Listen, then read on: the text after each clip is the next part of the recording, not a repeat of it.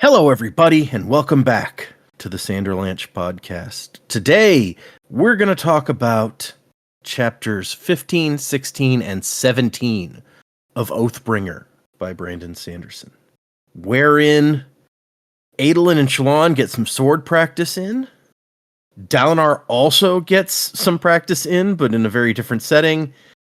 And we kind of get to know some of the Parshmen that Kaladin has been captured by, or at least one a little bit. But I'm Data, and with me today is Dak and Joe. No Jaymee today. We got Joe back, lost Jaymee. It's just how these things go. It's that kind of. I was gonna say it's that time of year. It may only be that time of the year for me with kids in school and so many things happening at the end of school year, but. Anyway, hang on to something, everybody. The Sanderlanche is about to begin. Yearnings intertwined, the golden age in ashes once again. Under stirring stars, in the burning shards, kindle fragments of the falling rain. So look to the break of dawn, to the break of dawn. Yeah, so before we get started, I want to let everyone know that I am gone for a week next week, and so we will not have a new episode next week. Tune in for the week after that for the continuation. The next, I think, there's going to be 3 chapters again of Oathbringer. So just let everyone know, no new episode next week. Now, as for this week, we did 3 chapters. What did you guys think of these 3 chapters? They were all right. So the initial chapter with Shallan and Adolin, it's like I love the chemistry between you two, and then Shallan just kind of made up a new persona on the fly and started being that person. I'm like, this seemed very abrupt, but okay, let's go with it. I think the Dalinar chapter was the highlight because it just seems like we're really getting into his head a lot more. Like he is trying not to make the same mistakes he made with Sadeas and the rest, but like he's doing politicking on a global scale rather than a country scale. So interesting to watch him doing that and like still trying to come off as like I'm approachable, but also like don't try and fuck with me. So he's sword fighting people while he's hearing from the dignitaries. He's doing it in public view of everyone. And like his old buddy, the Arden, is just like, oh, I want to work with you, and the other guy's like, well, stop talking about God is dead then. Yeah, that's it upsets them just a little bit. Yeah. So he thinks he's learned the political game of Alethkar, but now he's playing a different political game with the church and the country. So it's just a whole other ball game, and he's trying to adapt on the fly. And then Kaladin and the Parshmen, it was pretty cool. I like these Parshmen, and oh man. Yeah, like I mean, we'll talk about it when we get to it. But when Kaladin tries to empathize with the Parshmen and doesn't do a great job, I'm like, probably the dumbest way you could have approached it. But on the flip side, had I been in Kaladin's position, I probably would have tried the same approach. So, like I can't really fault it for that. It's like, was it a dumb way of approaching it? Yes. Was it a realistic way of approaching it? Also, yes. Nice insight into the Parshmen, and I'm glad we're seeing their side of things because I think that's really see what they've got going on. Yeah, Kaladin's problem really is he doesn't have that many options for how to try and approach them. So he sees something that might be a window, and he's got to go after it. Yeah. He's doing whatever he can think of, and so it's not an unreasonable approach. It's just like he has no context for what the Parshmen have been through. No one does really. Like this is the first time in like millennia that the Parshmen have been thinking like this and treated like this. So yeah, no one has any clue how to approach this really. Yeah, at this point we don't know over the whole world, but he may have spent more time with them than any other human at this point. Possibly. Man, these were a corker of a chapter set, if I do say so myself. Corker, that's a good one. Anyway, so. I mean, I really enjoyed all the separate chapters. I kind of agree with almost everything Dak said, to be honest. Like the Dalinar stuff was interesting. The Ardent stuff, like it's this weird like tension that's filling this part of the story, right? It's like Dalinar against the church, and it's almost like a weird I don't know. It was almost like Brandon was like, well, Sadeas is gone, so who's going to be the conflict against Dalinar now, right? Because Sadeas led that conflict. And so now we've got this weird like tension between the church and Dalinar, and then also all of these other monarchs in Dalinar, right? Because we've got to have some kind of conflict for Dalinar to tackle.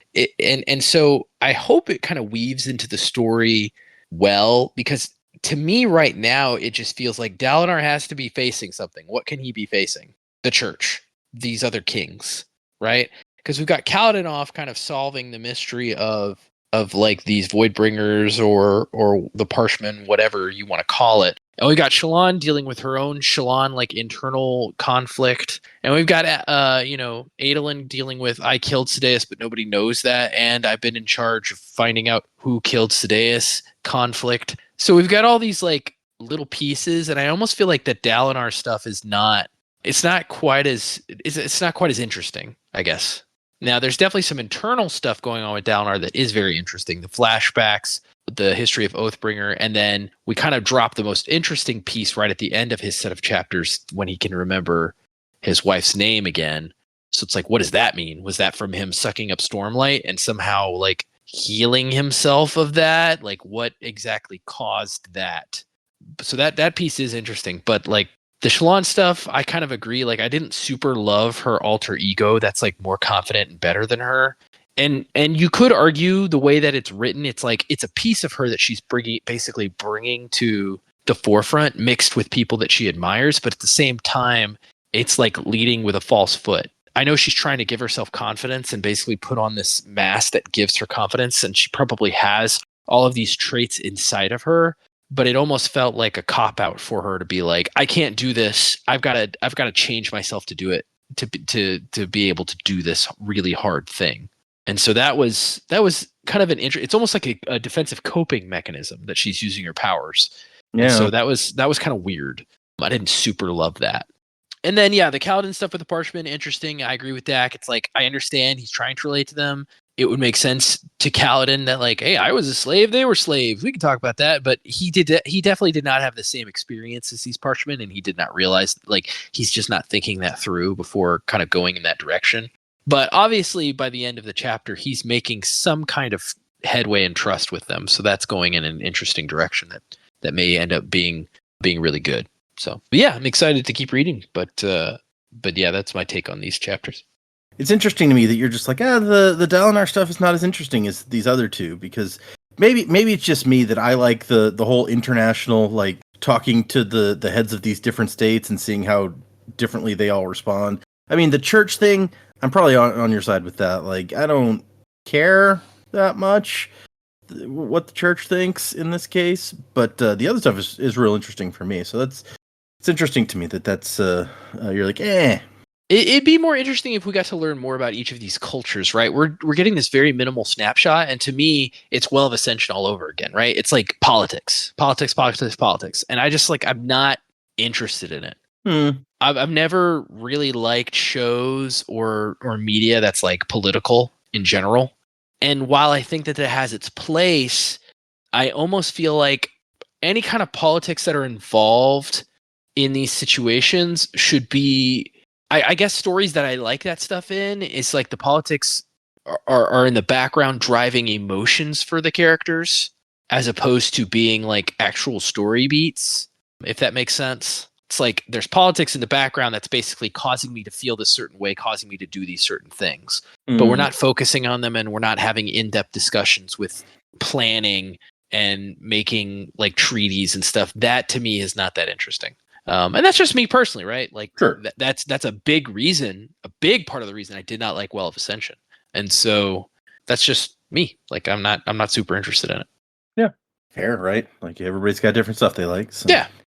Yeah. That's, and the thing you said about the emotions is also, it's weird to me that kind of relates, because the other part, the part with the church that we were just talking about, like, that has driven some really interesting, like, conflict for Dalinar with Kadash specifically in this chapter, where it's like, here's a guy that I've been really close to and I've been friends with, and what he thinks matters, and now we're at odds because of this.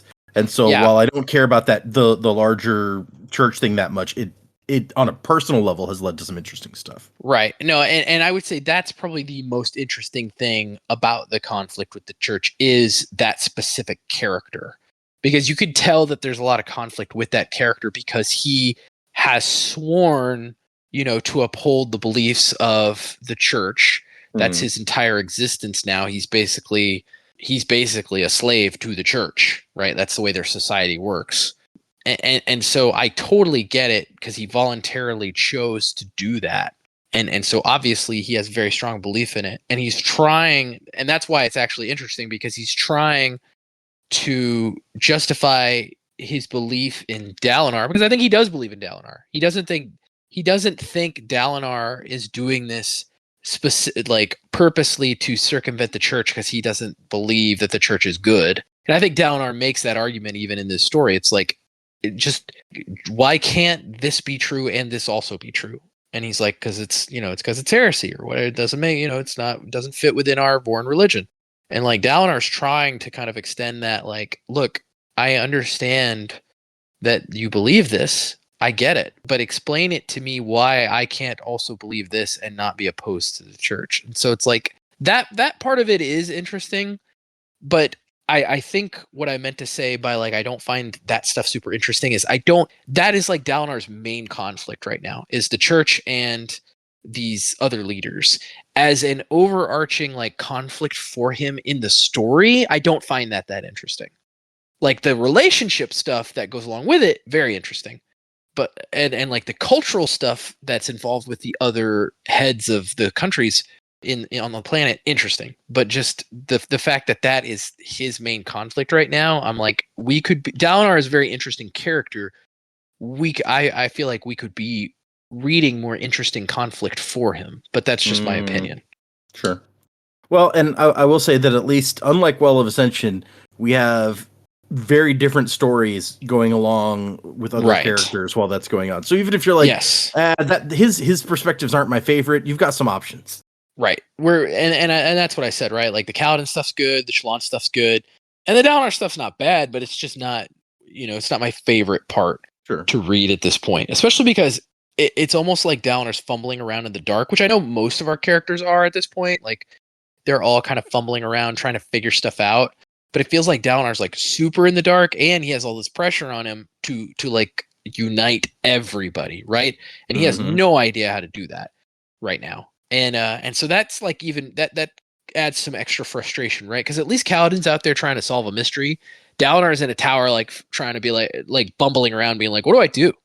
Yeah. So like that to me is not super interesting. The internal stuff with Shallan is interesting because we know that there's some trauma there, and it's also interesting adding to the fact that like Adolin killed Sadeas and she's trying to figure out what's going on with Adolin, and Adolin's trying to hide stuff from her. So like those pieces are pretty interesting, and so that's why I probably would just prefer those because there's more to my liking going on with those stories. Yeah, it really does feel like he's fumbling in a lot of ways because he suddenly has to be this diplomat, like basically the greatest diplomat ever, and he has no experience with this. Yeah, not only that, but like we went through a whole piece of the last book, or maybe it was even the end of the first book, I don't recall, where Dalinar's like, I was never good at politics. I'm just going to treat these people like kids and get the job done, right? Yeah. So it's like he went through this already. He went through this like, I can't do the politics thing. That's not my strong point. Like I was the Blackthorn. My strong point is getting people to do what I want them to do because I tell them to do it, right? And then it's like we're almost walking that back in this book. He's apologizing to Elhokar for basically doing that. Yep. He's trying to be the diplomat again, and I'm like, dude, didn't you figure out already that that's not you? That's not who you are. Like you need to figure out a different way to do this because that's not you. You already figured out that that's not you. So like, I guess that's another part of it that's confusing to me. Is like we already went through this. He already figured out that he's not good at this. Yeah, I had forgotten about that until you brought it up. You're absolutely right. Well, and the thing was with the other Light Eyes or whatever, he and the king had a position of authority over them where he could be like, fine, we're going to treat them like new recruits now and make them do what I tell them to do. He doesn't have that anymore over the people he's trying to negotiate with now. And we're seeing these flashbacks where he and his brother basically put all of the high princes under their thumb by force, right? Yep. And I'm not saying like force is obviously the answer, but like that was what he was good at. And yeah, we don't like that Dalinar because that Dalinar did some pretty gross things. Oh yeah. So I get it. Like we don't want Dalinar to be like that, but he's already figured out in past books that he's not good at the other thing. So like, I don't know. I feel like if he can't do the Politico thing, he's got to figure out who can and how they can have authority to do it. Like, I don't know what Elhokar's past with politics is, right? From my estimation, he didn't seem particularly good at any one king thing. I think that's kind of what he came to the conclusion of as well, with when his uncle kind of took control. But somebody's got to be like a better ambassador to these people than Dalinar, and maybe that person is Shallan because of her powers. I don't know, but like, I just don't think Dalinar's in the right place to be doing this stuff. We're getting into a lot of stuff that we could be talking about as we're going through the chapters, but yeah, that's kind of where like that whole Dalinar side story. I'm like, didn't we already do this? But you're kind of like, he needs to hire a Secretary of State, maybe. Yeah, you can be president, commander in chief, or whatever. That's your thing, man. But yeah, somebody else needs to do the other stuff. He needs a crack team of Radiants that are good at different things for him to do that. The A team. Yeah. The Radiant, the R team, the Radiant team. Based on something else you said, I do have one question for both of you. So you're right that Adolin is definitely trying to hide that murder that he done did. Yeah, that murder he done committed. Even from his betrothed here. How do you guys think that she would react if he was like, okay, I got to tell you something. That was me. I feel like she knows the deal, and she's killed several people. I think she'd be all right with it. Oh yeah, that's right. She's been like, yeah, no biggie, I've killed heaps of people to, And he's just like, it wasn't exactly in self-defense, and she's like, yeah, it's Sadius, it kind of was. For certain values of self-defense. She'd probably be like, why didn't you tell me sooner? We wasted a lot of time investigating this when I could have known it was you. Especially, like, that's information she needs to know if she's going to help with the investigation of that other guy. Yeah, the second murder. It's like, hey, by the way, they're not connected. Only in the terms that whoever killed that second person wanted to make it look like the other one was connected. But in actuality, they're not. Do you think Patton knows Mr. Lie Detector over here? That's a good question. I mean, he's not like buzzing like lies or anything, but he likes lies. There was a point where he's close to Adolin in this chapter where he starts buzzing. Let's I was about to say, let's get into it. Now I want to go back. Yeah, let's get to that point. we keep talking about it. Let's get into it. So the first chapter we did was Brightness Radiant, and we're still in the Oathbringer preface. I will express only direct, even brutal truth. You must know what I have done and what those actions cost me. I mean, I would love to if you finally fucking get to the point. There were like 15 chapters of this preface, and it's like, okay, tell us what it was. It's taking you back to, once again, Well of Ascension, where you've got Quan and the thing that he carved on the wall, and he just keeps like rambling, and he's like, I don't have much space, and yet he continues to just ramble about random stuff. It's like, for a guy who doesn't have much space, you sure do talk a lot. Yeah, very that led. Classic Quan. All that time talking about if trees can think. That was very important for to carve in metal in the plates, Yeah. We start out with Adolin and Shallan discussing the murder of Bright Lord Perel, and Sadius. And she's like, they were both in the same part of the tower. That can't be a coincidence. We know where the murderer is prowling. And I'm like, you really think some murderer's just like prowling the halls here, stabbing people in the eyes? And Aelin's like, I mean, stabbing. Practice my stabbing, Red. Yeah. Hey, Bender. You ever kill a sock? It ain't so hard. Adolin is like, you know what? I really think there might have been two different people doing the murders. I'm just throwing that out there. And Shallan's like, but it's the exact same the body's positioned the same way and everything. And Aelin's like, yeah, but look, like Sadeas was an asshole. Everyone hated that dude. Perel, everyone liked that guy. He was known for his administrative prowess. And I like the note that like Adolin kind of looks over at Pattern and then gets uncomfortable. And she's like, yeah, when it takes a while to get used to him. His lines are real strange. Yes, that's why I'm uncomfortable. No other reason. So Shallan's like, man, these reports are informative, but also useless. There's no connection here. Maybe it was just like opportunity. And Adolin's like, so you're saying that someone just happened to cross a high prince and by accident and murdered him? It's like, okay, that seems unlikely. Yeah, okay. And Adolin keeps trying to. That is kind of what happened. He didn't come across him. I mean, they crossed paths accidentally. That's More true. But the other part was intentional. Well, yeah, and it's not like he went there to kill him. Right. His guys were passing through, and then he stuck around. Which again, I was kind of like shocked that the guys didn't remember. Like, oh yeah, we left him behind with that other guy. Well, no, his guys left before like Adolin got close enough for them to know he was there. Oh, that's right. They were like outside, and then he saw Sadeas. That's right. He even tried to like sneak away before Sadeas noticed him, but he didn't manage it. He didn't make it. Yeah. So it's not even after he saw him. It's not like he was like, "Oh, I'm going to murder this guy now." They kind of, heat of the moment. It was a very spur of the moment murder. The heat of the moment. Murder of the moment. Murder of the moment. Yeah. It was the murder of the moment. Telling me what your death would say. Tell me, stick my knife in your eye. And so Adolin keeps trying to push this theory. It's like maybe somebody saw Sadeas and thought they could get away with the killing by blaming it on the first guy, yeah?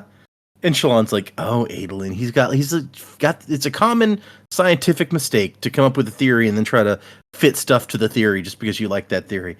Yeah. But the problem is she can't come up with any better ideas either. Like she's like, maybe the second death is like a decoy to make it look like random attacks, but I don't have any evidence for that either. I'm just like stabbing in the dark here. Just spitballing. You know me. And so finally they decide, okay, we've done everything we can with the information we have. And Adolin's like, so there's something else. And Shallan's like, oh crap, what else? Is he breaking up with me? Yeah, also random thing to jump to, Shallan. Come on. Yeah, after the conversation they just had earlier this evening. And he's like, look, I don't want to offend you, but there's something we need to talk about. Something we can't just ignore. And she's thinking, I killed my parents. Again, how would he know that, Shallan? Well, he's not about to say that. No, that's not where we're going. Like, what's going on in her head? I know is she a teenager? Did we figure out? Like, is she a teen? Is she in her 20s? I think she, hold on age. Let me look this up. I feel like she was a teen, but let's see. Maybe I'm thinking of Kaladin. Shallan, born 1156. What year is this? This is, we discover Urithiru in 1173. So what's 73 minus 56? Yeah, she's like 17. 17, yep. Okay, well, then I kind of get it then. Yeah, no, yeah. You're right. It makes a little more sense. Yeah, it makes a little more sense. It still didn't make a ton, but it's fine. It's fine. I've never been a 17-year-old girl. I don't know. That's true. Me either. Yeah, I think Jamie's the only one who could speak to that. Yeah. No, I have never been a girl of any age, 17 or otherwise. That's a good point. What Shallan wants to bring up, or I'm sorry, what Adolin is trying to bring up is you have a shard blade. Like, people spend their whole lives dreaming about that. And she's like, so it's a good thing? He's like, well, yeah, but I mean, you're a woman. And of course she has to quip, like, oh, was it the makeup that tipped you off? Or the dress? Yeah. Or maybe it was the breasts. They're always giving us away those things. It reminded me of a little less, Shallan's a little more funnier, but it reminded me of Harry Potter, where Ron's like, Hermione, you're a girl. She's like, well spotted. Yeah, that's a little sassier, is Hermione. Yeah, Hermione's always been a little sassier when she gets upset. I like Hermione. Hermione, you're a girl. Oh, did someone borrow Harry's glasses? That would have been good. Yeah. And He's like, no, Salon, this is a serious thing we're talking about. He's like, okay, yes, pattern can become a shard blade. What does this have to do with anything? It's not like I can give it away. Oh, Stormfather, you want to teach me how to use it, don't you? And he's like, yeah. Women gaining shard blades. It's weird, but we can't just ignore it. What about plate? Do you have that hidden somewhere? So weird. This is the first time I think in this section that we read, we get called out twice. That somebody's like, what about plate? And it's like, no, we don't know where plate comes from. Yeah. Also, it hints that the Stormfather does know, but he doesn't want to tell. Yes, it absolutely does indicate that. Yeah. I'm like, dude, just tell me. Yeah, Stormfather is like getting off, and we'll get to when we get to that point of the chapters. But I'm just like, Stormfather, you're really not helping at this point. Like, No. stop being a grumpy bitch and help your side. Yeah, He's not real you're the helpful. guy. You're the Spren. You're the one that knows the stuff, and we need it to fight the evil. Why don't you just help me out, dude? Yep. Hey, so you know all that we need to do to beat Odium, right? Yeah? You gonna tell me? No. Nah, Definitely not. No. not now. Anyway, maybe when I feel like it. Maybe after you lose, I'll tell you what you should have done, and I'll call you an idiot. Yeah, I'll be like, oh, I can't believe you didn't know that, dummy. And there's actually a really weird moment where he asks about plate, and she's like, not that I know of. It says her heart beat quickly, her skin grew cold, her muscles tensed. She fought against the sensation. And then she says, I don't know where plate comes from. She can manifest her own plate too. Dang it. It's a weird. I'm not. It seems like it's supposed to be hinting at something, but Yeah, here's my theory mid talk, because you just pointed that out. I didn't really notice it in the chapter. I think that if you say more words, then your Spren can not only form into a blade, but it can also make plate at the same time. That's my mid chapter theory. okay. So does she know that then? Is that why she's all nervous here, or Maybe subconsciously she knows it, and she just doesn't know that she doesn't recall that she knows it. that does seem to be a recurring theme for her? You know, repression's a thing. It exists. Hmm. And so he's like, look, I know it's not feminine, but who cares? You got a sword. Custom can go to damnation. I mean, the bridge boy can have one, and he's dark-eyed. Well, he was. Anyway, it's not that different. And she's like, yes, thank you so much for making all women equivalent to peasants. That's a weird thing to throw in there. Yeah, maybe it doesn't feel good, does it, Shalon? To be even briefly associated with, on the same level as Dark Eyes. How do you think they feel? Yeah. Also, it's like essentially Kaladin is the hero of all of their peoples, and they'll be like, yeah, that bridge kid, he could do it. Now, I guess he's not a Light Eyes. I guess he's a Light Eyes now, technically. It's like he has saved like both your lives and the lives of people you care about multiple times. Yeah. It's just interesting.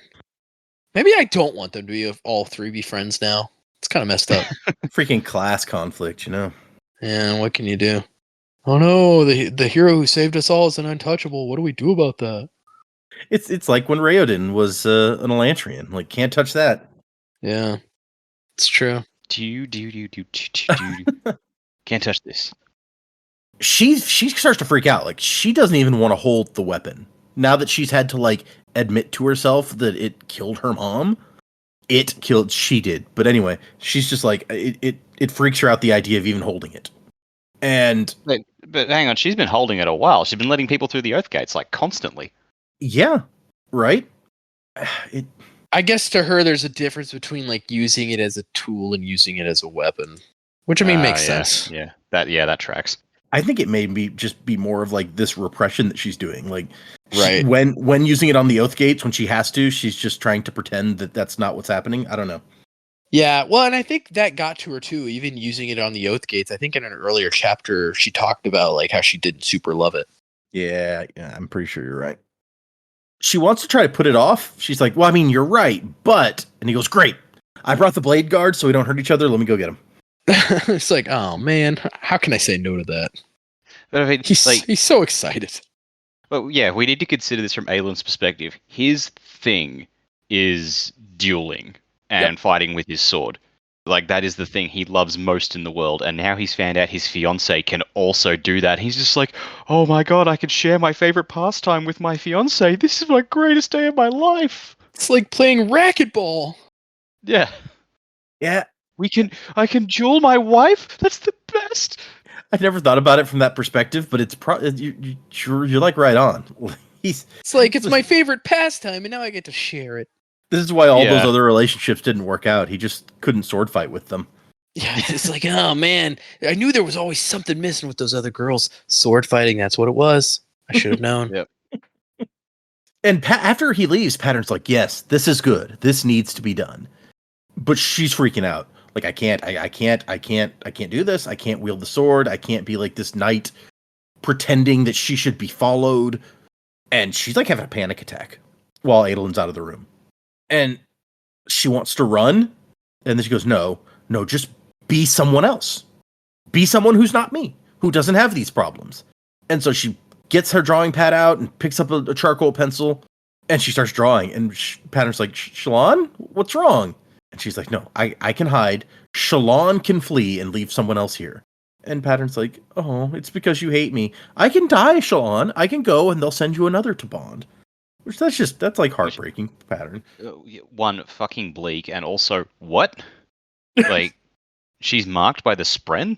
Is that why there was two? Because in the first book, didn't you see like two of them following her around? Is the other guy the backup? He's like, that one lies real good. We gotta watch her. Yeah. Maybe it's not a good idea to send another one if she's just going to go around killing them. Right? Yeah. At some point, the Spren is just like, she's just killing us all. Why do we keep going to her? It's a really good question. She's just cool. I like her.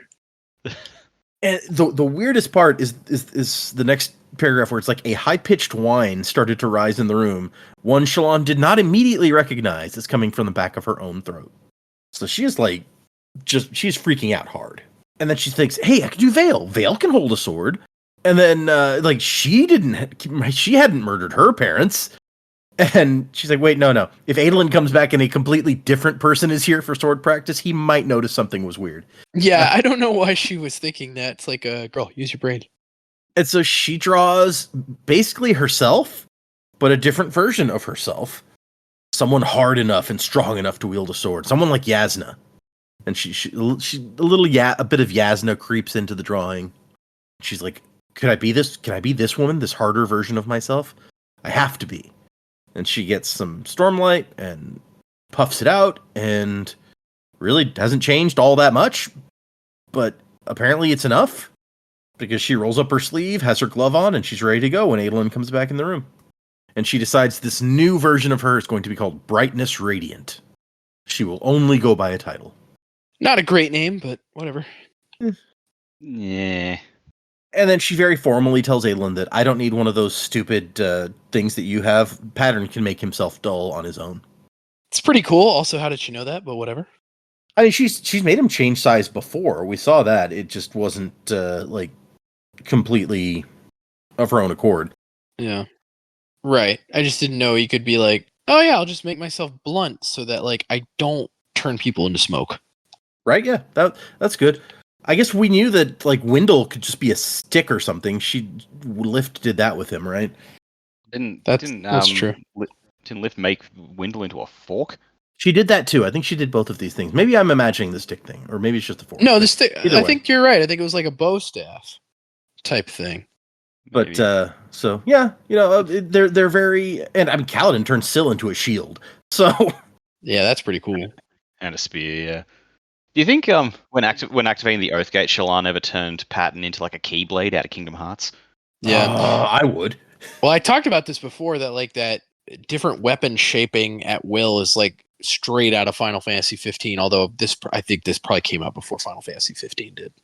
What year did this book come out? Or actually, I guess the last book. What really want a Keyblade now? Words of Radiance year. Let's see. 2014. Yeah, so that came out before Final Fantasy 15. FF15 came out in 2016. So yeah, a couple years later. They stole it, those Final Fantasy people. Might have. Because no one would ever think of a weapon that could change shape. Yeah.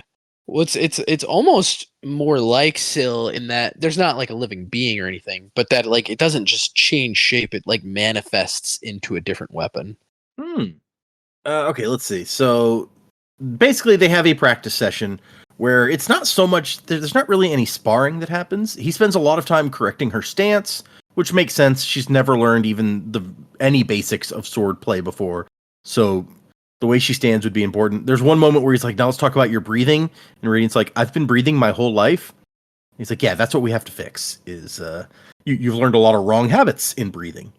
Which anyone who's used a weapon formally before knows that breathing actually it's important.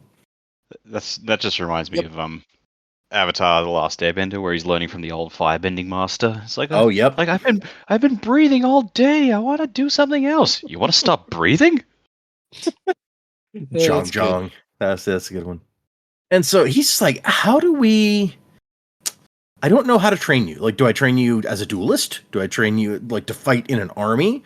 Like, what do we do? How would Zahel have changed my training if I'd never even picked up a weapon? And she's like, I mean, probably he'd make you jump off some roofs, from what I've heard. And he's like, no, that's how he trained with plate. Blade's different. And Radiant calls him Bright Lord Colin, and he's like, what, really? She's like, all right, that's too formal. Radiant can allow some familiarity. Yasna did that, so yeah, okay. And in the middle of like actual duel or fighting stances and the breathing and the center of weight and all this stuff, he's also got a little what she thinks of as more mystical pieces of advice. The blade is part of you. The blade is more than your tool. It is your life. If you are bested, it becomes you failed the sword. Like you are the blade. Be the blade.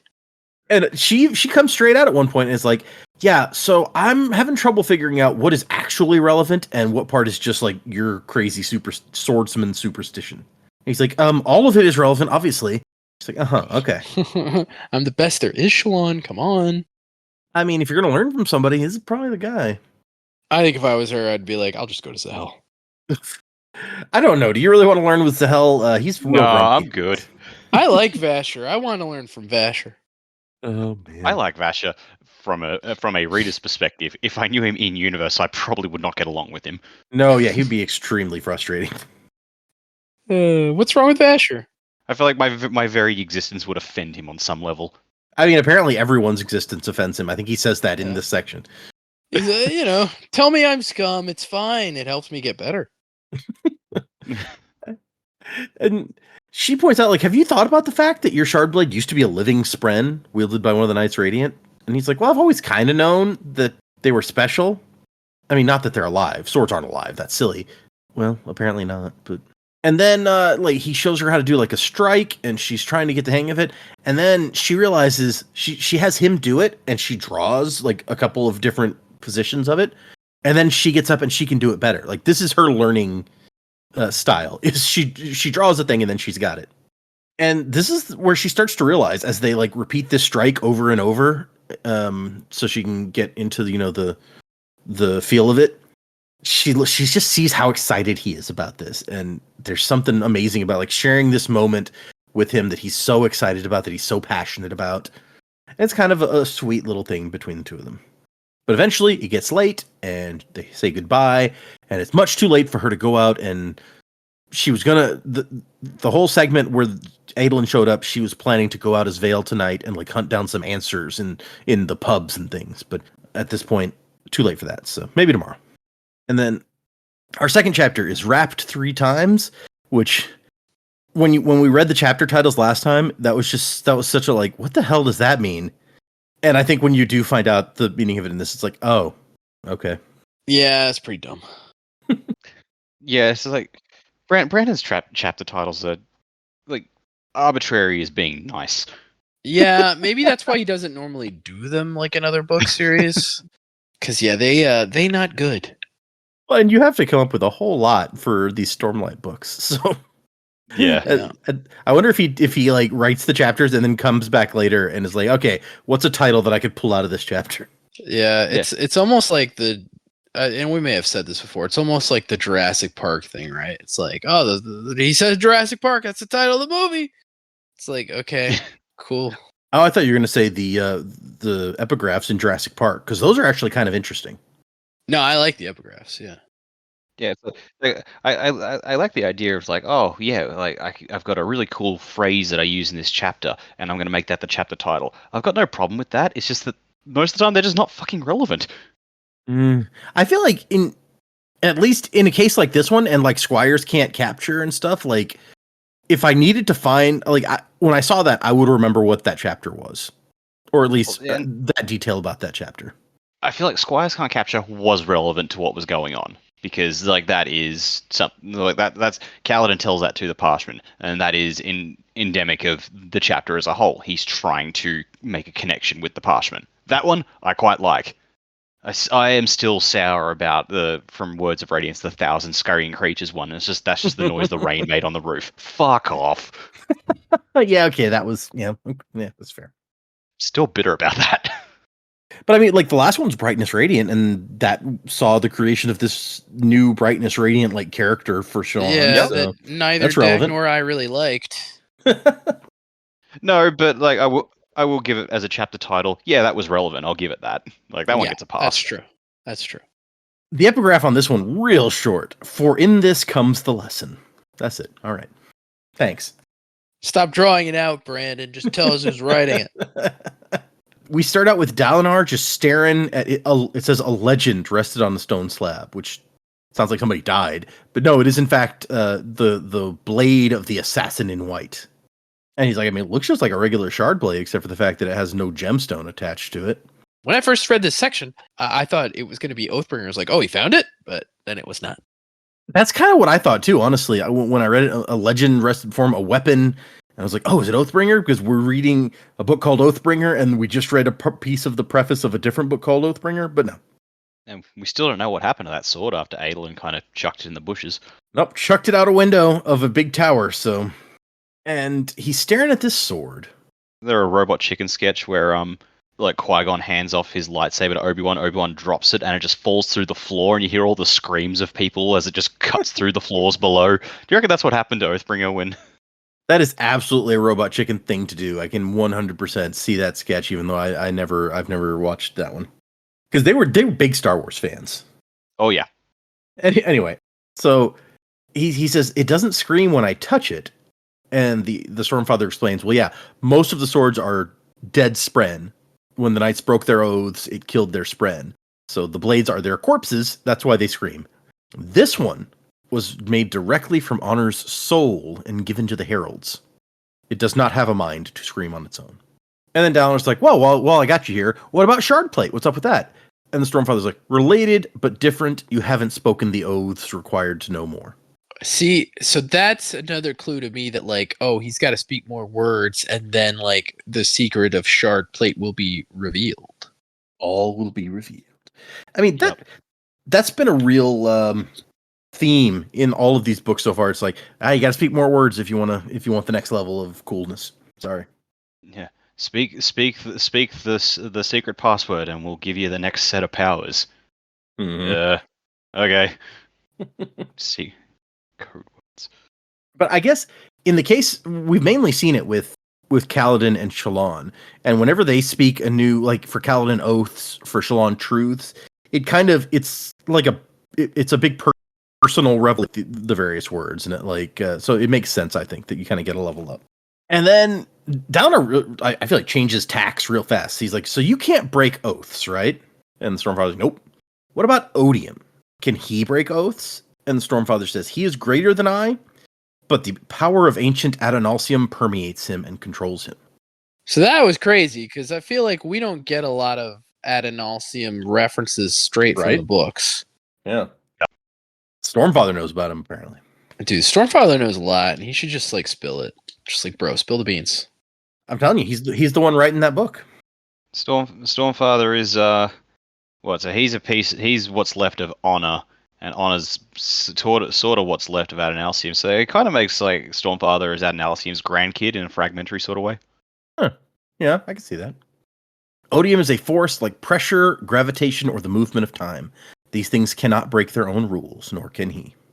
I mean, that tracks with whenever Ruin would start banging on about, like, this is what I do, this is what I am, back in Hero of Ages, like that This checks out. He wouldn't shut up about that. He's like, I cannot deny my nature. Yeah, he loved that shit. Yeah, I'm here to break things, motherfucker. I mean, yeah, he's honest at least, you know. What can you do? He wasn't always honest. He actually lied a lot, but He sure did. He sure did. Ruin, kind of an asshole. Why? Yeah, really, like not even kind of like. You know, I'm just going to destroy Scadrial with my ruin powers. It's fine. Nobody cares. No big. Oh man, those were the good old days when we knew very little about what was going on in the universe. We're just like, man, this ruined god guy sure is an ass. Man, God sucks on this world. Yeah. Hopefully he'll be better on the next ones. Oh, wait. Oh, and they all know each other. Great. Somehow. And they move into the talk about the champion thing. And Dollar's like, I've seen that like he's picking a champion. Will honor suggestion work? And the Stormfather's like, of course honor suggestion will work. Honor is the one who said it. Duh. And Dollar's like, okay, but why? Why would Odium ever agree to that? And the Stormfather, like, he's actually giving us a lot of information here. He's like, look, Odium isn't like you. He doesn't age. He's angry. He feels, but it doesn't change. His rage does not cool. Epochs can pass and he will remain the same. So to fight directly might coax out forces that could hurt him as he has been hurt before. Oh, well, that's an interesting little tidbit, Stormfather. More about that, please. We know that Odium has shattered at least 3 other shards, so he probably didn't come out of that intact. That's fair. That's a lot of fights with people like of equal power to him, unless he, was somehow sneaky about it. Yeah, especially I imagine Dominion. Like we know fuck all about him, but just from that name alone and that being his nature or her nature, I assume that they would not go down without leaving a few marks.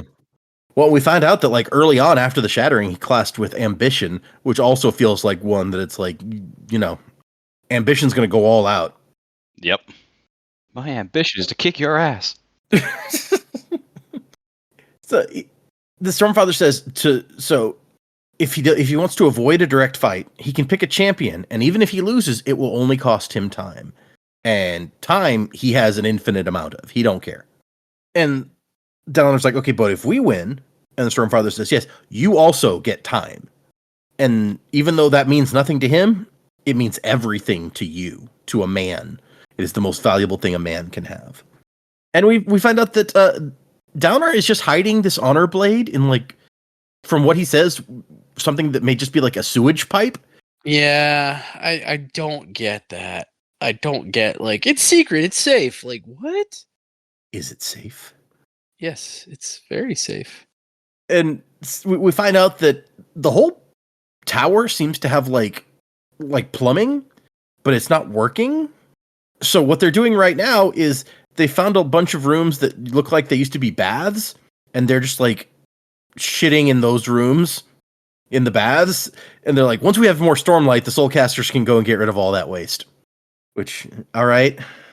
And I love the note that like Navani finds all of this whole system like interesting, and she doesn't like the inefficient way that we're handling this now, but this sort of large scale civic engineering, she loves that shit. He had never known anyone to get as excited about sewage as Navani Colin. I love that about her. That's great. But for now, there's no shit flowing through this sewage pipe, so he can hide the honor blade in there. Also, I'm sorry, I've never known anyone to get as excited about sewage as her. Motherfucker, you took a hammer and your shard plate and used it to dig a whole like toilet for like a day. It's true. That did happen. I don't know that he was excited about sewage. He needed to think, and that was he's like, I may as well get something done while I'm doing it. Sewage helps me think. So he just slips the sword in there, and he thinks like, I don't like leaving it here, but I can't think of any place safer. I don't have like a vault. And a bunch of guards would only draw attention, and people would be like, hey, why is that sword being guarded? So, And the Stormfather's like, so what are you going to do with that? It is a weapon beyond parallel, the gift of a god. With it, you could become a windrunner unoathed. And more. More that men do not understand and cannot, like a herald nearly. So, also interesting information. Did Seth know about this more? Going to assume that was a truth he was, not included on being Maybe. truthless. He doesn't get any truth. He's truthless, And Dalinar's like, hey, can you keep an eye on this? And the Stormfather's like, no. What am I, your fucking servant? I can't watch. I don't see everything. But Dalinar has one thought that, like, if Kaladin doesn't show up, they could use this to give somebody else Windrunner powers to get somebody to Thaylen City or Azir to open the Oath Gate. The Stormfather has already confirmed that it could work, Oath Gates. So, possibly very handy. And he heads back out and finds his guards for the day, which includes one guy who I just love. What is this guy? His name is Rial, we find out. And he's just like, hey, yeah, how's it going, Bright Lord? And Dalinar's like, fine, It's like, yeah, wouldn't want anything to have happened to you while you were out alone in the corridors where you said no one should be going alone. This guy's kind of an ass. Dalinar, like, he's like, I've seen this guy before. He does this thing where he rolls a sphere across his knuckles in a way that I find distracting. Yeah, this guy like screams spy. You think? At least to me. Would a spy draw that much attention to himself? I mean, he's a hide in plain sight kind of guy. Either that or he's Hoyd. Nah, Dalinar knows Hoyd. I was about to say, if Dalinar didn't know Wit so well, I would absolutely be on board with that possibility. But we've seen Hoyd appear to people he's been in front of before, and them just say, yeah, this guy looks familiar. Fair. He's like, he asked the guy's name. He says, Rial, Bridge 13. And Dalinar's like, where did you get in the habit of questioning officers? And he's like, it isn't a habit if you only do it once. And he's like, oh, you've only done it once? To you? Well, to anyone. Well, I mean, those don't count, Bright Lord. I'm a new man, reborn in the bridge crews. And I love Dalinar's internal monologue is just lovely. Well, Rial, do you know what time it is? And Rial's like, I mean, you could use that clock, that thingy that Brightness Navani made you.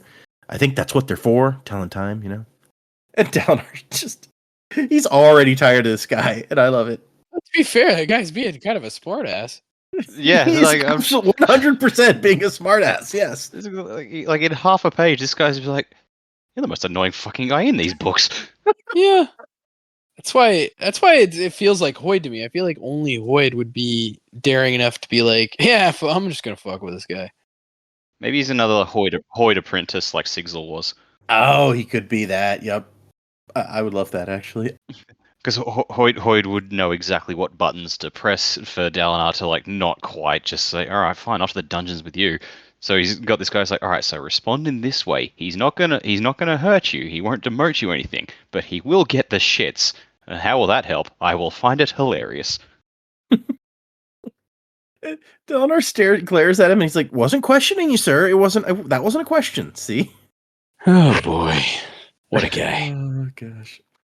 But Dalinar does in fact go to his rooms and gets the what's basically a watch that Navani has created. Hey, Navani, Bridge 13 have volunteered to help you with the sewage thing. Yeah, right. He's like, I got just the job for you guys. And it's even fun, like, this is a sergeant. This guy was apparently the guy chosen as sergeant for that group. So, but the watch actually sounds really cool to me. It's got the two faces, one that shows the time with 3 hands, even seconds, as if that mattered. And the other, a storm clock, which could be set to wind down to the next high storm. That's pretty neat. And also, set into this like leather bracer that has the watch in it, is a pain Rial, a gemstone fabrial that would take pain when he pressed his hand on it. So we saw that once before, where Navani had Adolin test out this new device that would like take pain away. And so apparently she's still working on it, and he's Dalinar gets to be a guinea pig. And so he decides that he's going to go and get some sparring in. He's got too much. He's got some energy going on. He needs to work some of it off. Goes in, finds his sword master Ardents, except for one notable exception. They all have squared beards and shaved heads.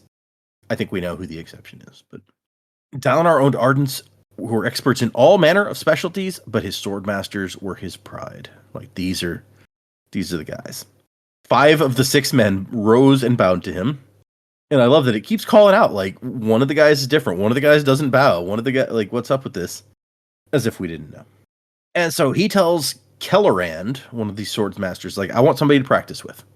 What about you? And Kellerand's like, I mean, if you make me, if you command it, but I don't think I'd be a good match for you today. And all the other sword masters are like looking at their feet, like, no, yeah, I don't want to. Yeah, he's Ardens. Yeah. And he's like, fine, go find me somebody to fight. And even though he only told Kelleran to go, 4 of the remaining 5 guys also leave, leaving just the one guy lounging on a cushion with his ragged clothing and a rope belted around his waist. Oh man, just as soon as it got to he uses rope as a belt, I just started picturing Zahel as Moe from The Simpsons because he uses a rope for a belt. And I'm like, well, you know what? Moe is about as grumpy as Zahel. That fits. No, I totally see that. Yeah, if Moe had like longer hair, yeah. Yep. Just Nightblood on Moe's back. It's like he gets the prank call from Bard. He's like, pulls Nightblood out. And it's really interesting. I don't know how long exactly it's been or what has happened in the interim, but Vasher is a whole lot less proactive now. He just seems to want to sit around and not have to do anything. Hey, look, man, you've been a hero for a long time, or, anti-hero, whatever you want to call him. Guy that does stuff. You might want to hang out. Like, he's just like, this isn't my planet. I don't have the sword anymore. What the fuck can I do? Yeah. Look, I brought the sword here. I got rid of it here. I'm not doing this anymore. Yeah, I guess we don't know for sure that he brought it here. Maybe Nightblood got here a different way, but it would make the most sense. I was about to say how. Not offended by my presence, Zahel. And Zahel's like, I'm offended by everyone. You're no more revolting than the rest, Mr. High Prince. Mr. High Prince. And Donner's like, I don't get it. These are the fighting Ardents. Like these guys are soldiers at heart. And Zahel's like, you're dangerously close to threatening them with a decision. Choosing between God and their High Prince. And the fact that they like you doesn't make that decision easier. Just actually more difficult. And Donner's like, it'll pass. My marriage seems dramatic now, but eventually nobody will care. And Zahel's like, every moment in our lives seems trivial. Most are forgotten, while some equally humble become the points upon which history pivots, like white on black. And Donner goes, white on black? Figure of speech. I don't really care what you did, Zahel says. I don't care if it was just self-indulgence or serious sacrilege. Doesn't matter to me. But there are those who are asking how far you're going to end up straying. I love that he's an Ardent, but he clearly does not give a crap about this religion. Yeah. He's a world hopper. He knows I get the feeling he, of all people, knows like at least some of the truth behind Adonalsium and the shattering and the shards and everything else. So he's just like, I know this whole religion is founded on lies. I don't care. Yeah. It really leads me to wonder, like, why is he here? Yeah. Like, what brought him here? Why, and not only that, why is he in the Ardentia?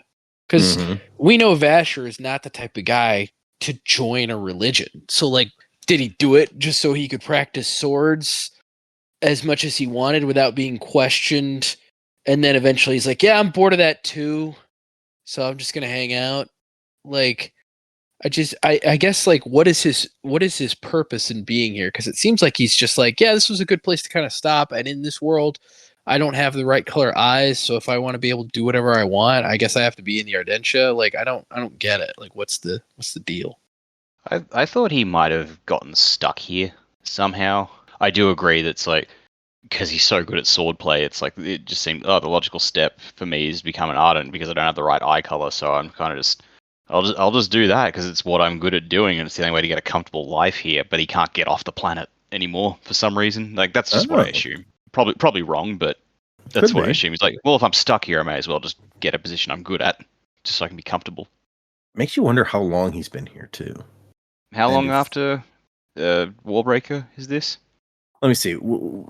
I will mention again that we don't know for sure, but I have like a fan timeline that we've used occasionally. So let's see here. I keep forgetting that's a fan thing and not an official release. No, yeah. Brandon has kind of avoided nailing down too many details time-wise officially because it leaves him room to change things if he needs to. Okay. Let's see. When does Warbreaker happen? Warbreaker happens, according to this time scale, in the year 10,826, and this book happens 10,957. So 10,957 minus 10,826. That's 130 years. 131, technically. But anyway. So not a small amount of time after, but not as big as some of the jumps. And the Donner's just like, ugh, did I really expect Zahel of all people to be helpful? So it seems like he's known him for a while, at least. And he's been around long enough that he trained Adolin in the sword when Adolin started training. So that must have been some years ago now. So he looks around and he's like, who can I find that would want to spar with me? Despite the fact that he just sent the Ardents off to find somebody, he's impatient. He looks around and he's like, there is one of the General Call's sons. Not the Shardbearer, Captain Halam Call, but the next oldest. A guy named Eratan. He's like, hey, Eratan, you ever spar with a High Prince? And he's like, well, I'm not really equipped for that. No, it's fine. We can do like a wrestling match. I haven't done that in a while. It's like, you ever dance with the devil in the pale moonlight? Nope. And I love the note that like some men would avoid sparring with a guy as important as Dalinar because they'd be afraid of hurting him. But General Call had trained his sons better than that. So this kid's like, oh yeah, I'm in. But let me warn you, I haven't lost a match in months. And Dalinar's like, all right, let's do this. And he strips down to his waist and puts on some leggings. And just as the swordmasters come back. But now, he's got somebody to fight now, so... Yeah, they're like, these guys are just like, oh, we found somebody to fight. And he's like, I don't give a shit about that anymore. And this dude they brought along is just like, well, I never. It's like, but Dalinar, bored now. Exactly. Look, this guy they brought along is just standing there. Imagine a monocle just pops off his face in shock. Yeah. Dalinar's just like, yeah, cool. I also like that Rial is involved in counting off the start to both of the matches that he has in this chapter. Like, yeah, why not? It can be that guy. And he doesn't throw in the whole, Dalinar, if you knew how to count, you could do this yourself. And so he gets in this wrestling match, and honestly, I don't think he does that well. And I don't know that much about, wrestling, especially not this particular in-universe version of it. But he keeps telling us, like, I'm trying to do this because this is what you would do in this situation, and then he doesn't manage to do it, and the other guy does it first. So eventually, the guy gets him in a hold, and Dalinar's trying to push out of it, and he's thinking about the thrill and how if he can just tap into that, he could win here. But then he's like, no, I'm not going to do that. I haven't felt the thrill in months, and the longer that he's been apart from it, the more he's begun to realize that there's something really wrong about the thrill. Yeah. But even still, he almost pushes too far. The guy gets him in this pin, in this lock, and he's trying to push his way out. He knows he's beaten, but he just can't bring himself to tap out. And he even thinks about, like, going after the Stormlight that's in the pocket of his pants. But he's like, no, that wouldn't be fair.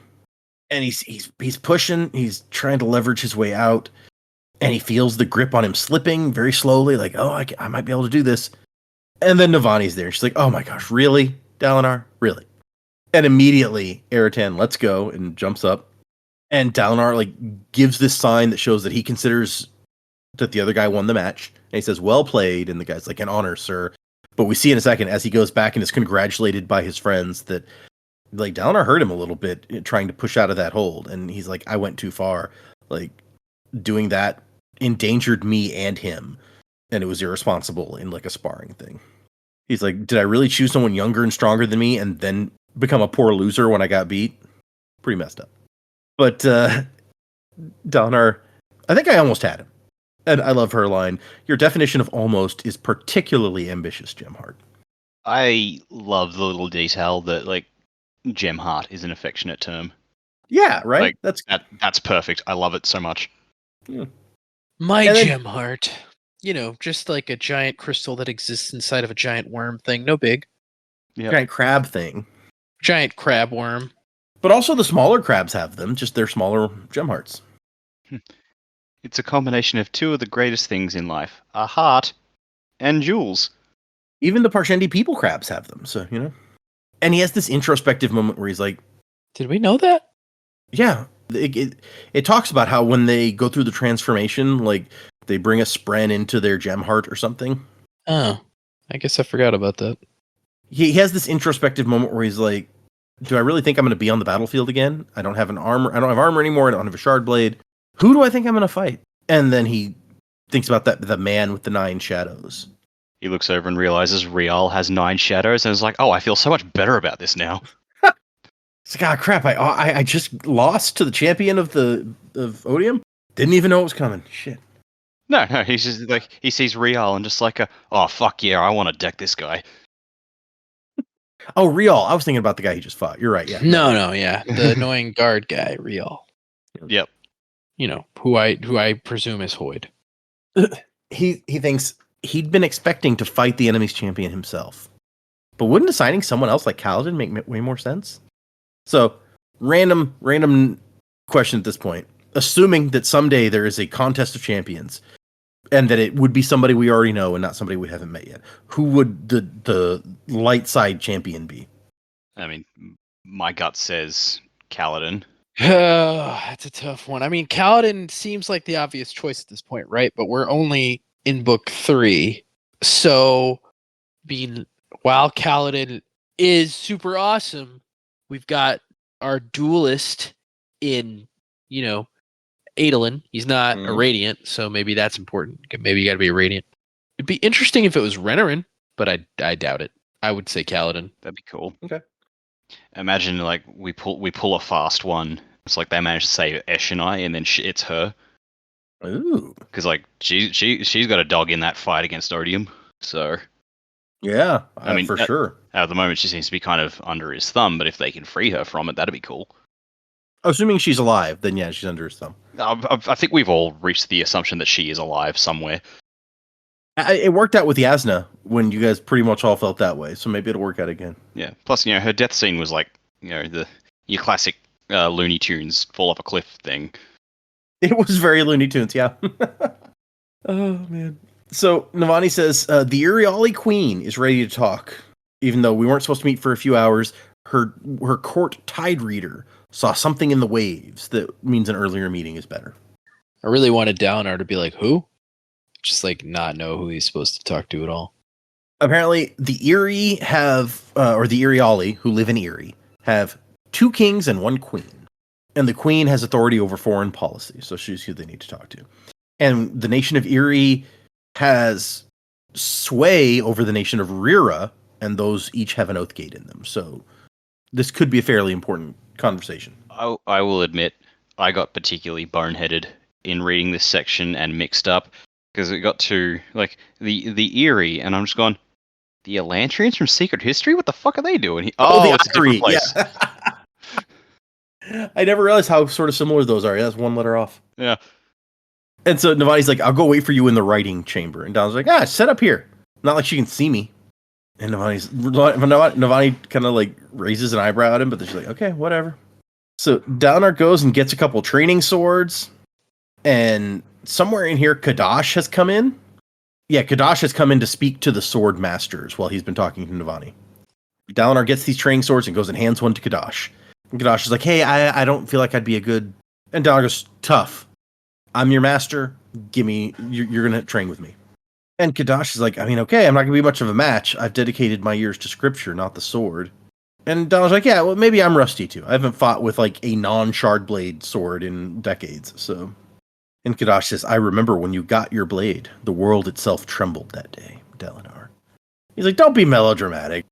And they start fighting, and Navani's like, hate to interrupt this stick wagging, but the queen is ready to talk to you. And he's like, okay, yeah, go ahead. While you're sparring? Sure. And she just rolls her eyes and does it. And so, you guys remember we met an Erie guy who explained to us their whole philosophy of how the one broke into a bunch of pieces so that he could experience everything there was to experience through all these different peoples. And so... Ad nauseam? The queen is like, it is with wondrous awe at the grandeur of the one that I approach you. The time for the world to undergo a glorious new experience has arrived. And Donald's like, glorious? Do you welcome the coming of a desolation, essentially? I guess the apocalypse is a new experience, yes. Yeah, I mean, and she's like, yeah, I mean, this is a new experience, even if it brings pain. And they're dueling during all of this, and Kadash is like, pagan superstition. At least the Azish had the decency to worship the heralds. And Donald's like, dude, you didn't used to be this judgmental. He's like, yeah, I've been informed that my laxness might have served to encourage you. And so Dalinar, he goes back to what he's been doing. Like, we need to unify against this enemy that's all over the world. And then to Kadash, he's like, how do you know that the Iriali are the pagans? And Kadash is like, how can you even ask such a thing? He's like, well, I mean, you say the Almighty is God. Why? And Kadash is like, well, because he is. And Dalinar's like, that's not good enough for me. Not anymore. And the Iriali Queen says the Iriali Triumvirate is in agreement. Alethkar has not been relevant in the world since the Sunmaker's fall. Burn. I know, right? I was like the Alethea, like the most important characters like in this planet and this one kingdom. It's like, you guys haven't been important to world affairs for like ages. To be fair, these people, when you look at the map, are like the furthest you can be on this continent from Alethkar. So maybe for them, it's kind of true. Yeah, it's like, you guys have not been a part of our politics, hence you are not important. Yeah. It's like, what the fuck? You guys are the Ottoman Empire. She says, the power of the ones who control the new storm, however, is undeniable. They offer gracious terms. And he's like, wait, you're going to side with the Voidbringers? And Kadash is like, yeah, why would it surprise you that someone's willing to side with evil? Huh? And heresy? Yeah, who would do that, huh, Dalinar? And he's like, I'm not a heretic. You just told me you doubted the Almighty. And he's like, well, Honor has spoken to me and confessed that he was beaten. And Kadash says, the princes of the Voidbringers were said to be able to blind the eyes of men, to send them lies, Dalinar. And from the Eyrie, we hear that we don't want war. Maybe the way to prevent another desolation is to let the Voidbringers take whatever they want. We don't have a lot of historical records about this, but it seems like this is an option men never tried. An experience from the one that we rejected. So that's their technique. They're like, maybe to avoid a desolation, you just roll over and let them do whatever. Beyond that, we have reasons to distrust the word of a thief, High Prince Kholin. So we find out that they are calling him a thief because Adolin's shard plate, the shard plate that Adolin wears, came from his mom, who was from Rira, who Eyrie has sway over. So they're, and you know how valuable shards are in this world. They're like, a shard blade could be worth kingdoms. So apparently Adolin's mom took this shard plate, which is a very valuable thing, from her old kingdom and came to a new one with it and used it to broker marriage maybe with Dalinar. It's not entirely clear. And so the queen of Erie's like, that's our shit, give it back.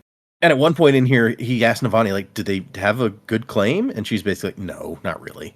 And in the middle of all this, he's still going back and forth with Kadash. Kadash is even like, look, give me something. Recant your insistence that the Almighty is dead. If you do that, I can make the church accept your marriage. Kings have done worse and retained support of the church. And Dalinar's like, I'm not going to lie.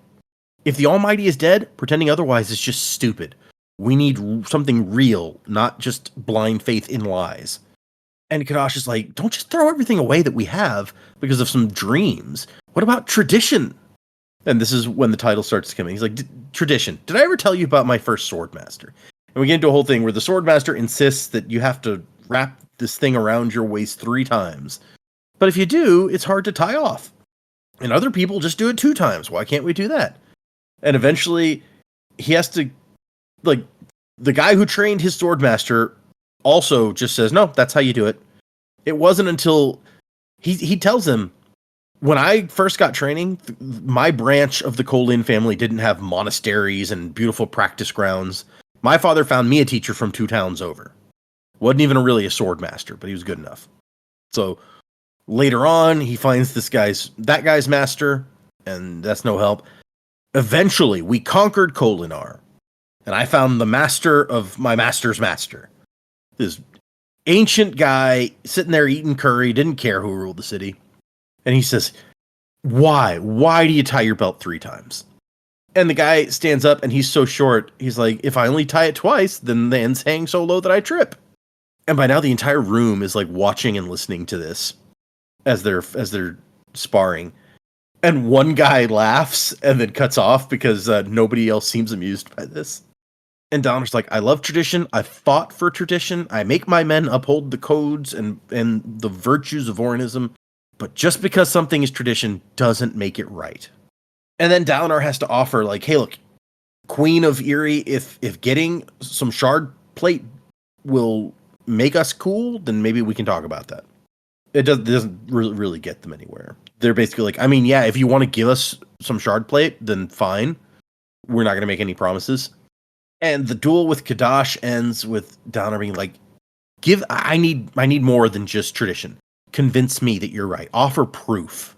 And he says, you shouldn't need proof in the Almighty. You sound like your niece. And Dalinar goes, I'll take that as a compliment. What of the heralds, Dalinar? Do you deny them? They were servants of the Almighty. They had power. He goes, oh, power like this? And he sucks up some Stormlight. And he's like, yes, I accept the authority of the heralds. There used to be a being called Honor, the Almighty. He helped us, but he's gone now. You left out the fact that he used that power to stick Kadash to the ground. He did. Yeah. He sticks him to the... Yeah. It feels a little petty to me, but yeah. A little bit. He's like, look, you want some power? Here you go. Can you get off the ground? I didn't think so. Here you go. I'll give you power. I don't think we've ever seen Dalinar actually like use his radiant powers before. Yeah, which is why I thought maybe like him using it somehow healed his block of his wife. Well, maybe because I don't think he has ever used the storm. Although I guess he inadvertently used some when he and Shallan made that map, but that's true. They kind of did it together, yeah. Plus, he's been using it to heal and stuff for a while, hasn't he? Yeah, he's just never like willfully used it in this way. But he seems to share that one surge with Kaladin, since sticking stuff to other stuff is also a Kaladin thing. So yeah, this is where he asked Navani, like, do they have a valid claim? And she's like, no, not really. The Iriali claim their sister nation as a vassal, but even if the claim weren't disputed, the queen doesn't have a relation to Evie or her brother. And Dalinar starts talking about, like, you know, Rira has never been strong enough to try to claim the plate back, but wait a second. What did you say? And Navani's like, what? Oh, right, you can't hear her name. You say it again. What, Evie? And, like, boom. It's like an explosion in Dalinar's head where suddenly he like slumps over. Like, it's a big thing, and Navani's calling for physicians, like, oh, his dueling has overtaxed him. But it's in his mind, like, he can hear her name, and suddenly he can see her face. And that's the end of the chapter. Stormlight has healed whatever the Night Watcher did. yeah, Maybe. It's all coming together now. That elf in my book club who steals my opinions. Forgot about that one. And our last chapter is Trapped in Shadows. And the epigraph, it's not a lesson I can claim to be able to teach. Experience herself is the greatest teacher, and you must seek her directly. So we're back to the Parshman and Kaladin. And Ken, the Parshwoman who'd been playing cards, is like, well, I still think we should kill him. And they've tied Kaladin up to a tree. Although they like untie him to use the bathroom and stuff. So, you know, they're not mean about it. They post a guard and they tie good knots, but he can get out if he wants. And someone's like, why do we want to kill him? And she's like, well, he'll tell others where we are. He found us easily enough on his own. I doubt others will have trouble. And Kaladin notes, like, they don't seem to have a leader. They're just kind of all in it together. And Ken's like, what? So we let him go then? And she's like, well, and the other person's like, I don't know. I mean, would you really do it? Just like bash his head in? And she says, if it means they can't take us again, yeah, I'd do it. I won't go back, Ton or Tun. I don't know how you'd say that guy's name. They have simple, dark-eyed Alethi names. And they leave to go talk somewhere else. And that first guy comes back, or the guy that he saw playing cards. And Kaladin tells him, like, hey, you could capture that card, by the way. The squire can capture if supported by an allied card. So you were right. And the guy just kind of grunts. And that they're breaking camp. So they're going to start moving. And there's one tent that he hadn't been able to see inside. It's an improvised tent. And now that they're breaking everything down, he sees that's where the children are. A dozen of them. I know we've seen Parshendi children. I'd never thought about Parshmen children in this whole time. Mm-hmm. And Kaladin thinks about the fact that he says the color of the carapace on the children was light orange pink. So that's kind of distinctive. But Parshmen did breed, he thinks, though people often spoke of them being bred like animals. And well, that wasn't far from the truth, was it? Everyone knew it. Ugh, that's like deeply messed up. And then as they march him away, the guy's like, the card playing guy's like, what about the king? And Kaladin thinks, Elokar? Oh, wait, no, the card thing, right. And so apparently there's a king card that's like the most powerful one. He can capture any other card. It's hard to capture him. But if he gets captured, you lose. So a lot of people don't use him if they can avoid it. And so he thinks watching how they move and how they're going reminds him of when he tried escaping slavery. And he thinks like, you're not monsters. You're not soldiers or seeds of the void. You're just runaway slaves. And the guy's like, do you want me to kill you? Is that what you're going for here? Because that's where we're headed. You insist on reminding me how your kind sees us. And he was like, look at my forehead. Parshman. And the guy goes, and? Slave brands. And the guy goes, what? He's like, all right, they don't brand Parshman. Like, when they make a human into a slave, they brand him. I've been where you are. And he's like, so you think that makes you understand what we're going through? And of course it does. I'm one of... No. Bullshit. I've spent my entire life in a fog. Every day knowing I should say something, do something to stop this. Every night clutching my daughter, wondering why the world seems to move around us in light while we're trapped in shadows. They sold her mother. Sold her. Because she'd birthed a healthy child, which made her good breeding stock. Do you understand that? They may have taken your freedom, but they took our minds. And Colin's like, oh, yeah, okay, that's real fucked up. Just, again, we're just like, are we sure the Alethis are the good guys in all this? Right? Yeah. Not that the Alethi are the only ones with Parshman slaves, but yeah, no, they're not great folks on the whole. Yeah. And he tries to talk to Syl, but Syl's acting weird, and he's like, oh crap, is something wrong with the bond again? Please, I didn't mean it. And she's like, no. I think some of the Parshmen can see me. Also, there's another Spren here, a higher Spren like me. You can't see her, but I'm trying to make her think that I'm just a wind Spren. And he's like, oh. Her? The book is saying he. Huh.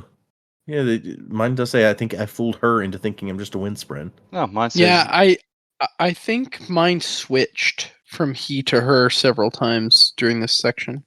Interesting.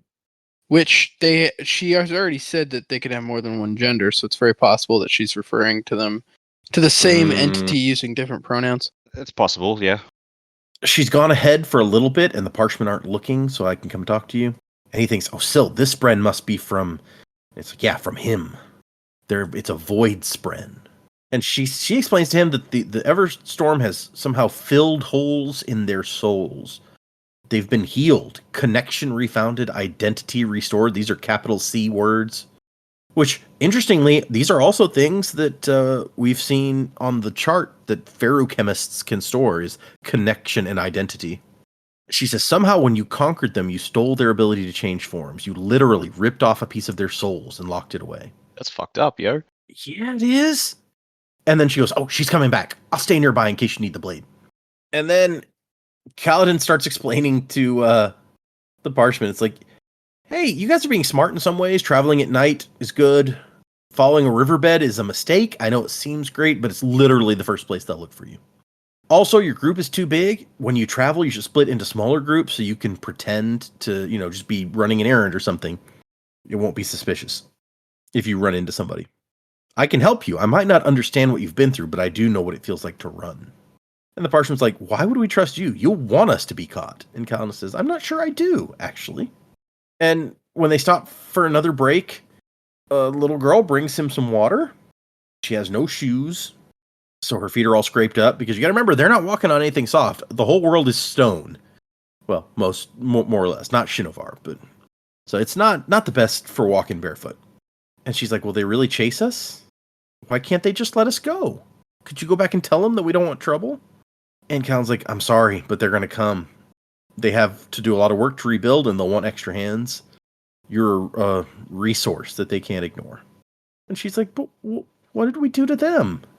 You tried to destroy them. And she's like, no, we're nice. We've always been nice. I never hit anyone, even when I was mad.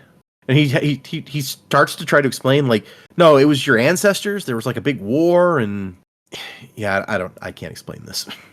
And then Syl comes back, and she says that they're making camp. The Void Spren wants them to march on through the day, but I don't think they're going to. So apparently, they're not listening to this everything this Void Spren says, at the very least. And then Kaladin has her turn into a knife so he can cut his rope. And she's like, sword now? Do we kill him now? And he's like, no. And then he gets up, and they come running when they notice, with like cudgels and stuff. And he just picks up a thing and tries to explain to them where to get something dry to start a fire with. He's like, This thing will still be dry despite the rainfall. Who has my knife? I can show you how to scrape out this inner layer to get to the dry bit. Also, we need to boil that grain. It won't be tasty, but at least your supplies won't rot. And everyone just, like, they're all just kind of staring at him for a long time. And then they kind of go and talk for a second. And they come back and give him his knife. And they're like, prove it. Prove that you can build a fire with wet wood. And the chapter ends with, he did just that. He did just that. It was just right. So not only is he not going to kill these Voidbringers, quote unquote, because that would be pretty messed up. They got a bunch of kids even. Like, you can't. He's going to help them. He's going to help show them how to be smart about escaping and surviving out in the wilderness. I don't know that Dalinar would approve of that exactly, but Kaladin has never much cared if someone else approves of what he does. So, predicaments. Let's move into where are we going? What's going to happen? We are reading 3 more chapters for next time, 18, 19, and 20. And those chapter titles are Double Vision is chapter 18. Chapter 19 is The Subtle Art of Diplomacy. And chapter 20 is Cords to Bind. The subtle art to diplomacy could be either Dalinar or Kaladin at this point. Cords that bind that could also be Kaladin, like being bound. No idea what the hell double vision's meant to be. Maybe that's Renarin and his glasses and he doesn't have any more. Yeah, it's true. I don't know. I've got no idea. Prediction-wise, I think Kaladin is going to slowly gain, if not trust, then at least, begrudging respect from his captors. But then maybe there'll be a fight between Syl and the Voidspren. Maybe that might be interesting. At this stage, I really don't have much. I'm like, all right, we're still information gathering here. I need to know more. I feel like the Ghostbloods are gonna have to show up again soon. We talked this week. Obviously, it didn't happen because Shallan had to put it off, but she's going out as Vale, trying to get information. So maybe the Ghostbloods will come into it somehow. We know that Mraize is in Urithiru, or at least has been. But I don't really have a lot this week. I'm just writing it at this point. Yeah, that's an interesting point, actually, because she was going to go out as Vale and explore stuff, and the Ghostbloods are out there somewhere, and they have a vested interest in her. They know her real identity, and apparently they have her brothers. So that is not something that we can ignore for too long, probably. Yeah, and we still don't really know what their goals are at this point. No, not at all. But, I got nothing. I mean, we're ahead of people who read Stormlight first in that we know that they're involved with, Kelsier somehow. And if he's in charge, then what they're doing may be an extension of what he wants. But what that is exactly, we still are not at all clear. Yeah, because, yes, we are aware of Kelsey's existence and, his overall goal is helping Scadrial. But we don't know... we've only ever seen him on Scadrial. We don't know what his goals would be on another planet because we don't have that context. So, right. Yeah, we don't... Why would he even be interested in another planet? We don't know. Yeah, we have no idea what's going on here. Fuck it. Here's a silly little theory. We've got Kaladin fighting Odium's champion or whatever, and then out of nowhere, Kelsier just shows up, and it's the first time Kelsier's appeared in this series and just decks the champion. And Kaladin's like, "Who the fuck are you?" And Kaladin's like, "I just came here to do." Kelsey's like, "I just came here to do that. I'm out. See ya." I have to punch all the gods. That's the entire purpose of my organization. So punch them all. Another one down. Yep. I would be okay with that, actually. If that was the whole purpose of all of that, I would be on board. Yep. If somebody asks you if you want to punch a god, you say yes. Well, unless it's a god asking, you're like, no, not at all. Come close. I won't punch you. Oh boy, Double Vision. I'm gonna guess that's a Shallan chapter. The diplomacy one, that's gotta be a Dalinar chapter. And what was the other one? Let's see. It was Double Vision, The Subtle Art of Diplomacy, and Cords to Bind. Cords to Bind. I feel like that could also be a Dalinar chapter. We might have, if the subtlety one's a Dalinar chapter, we might have 2 back to back.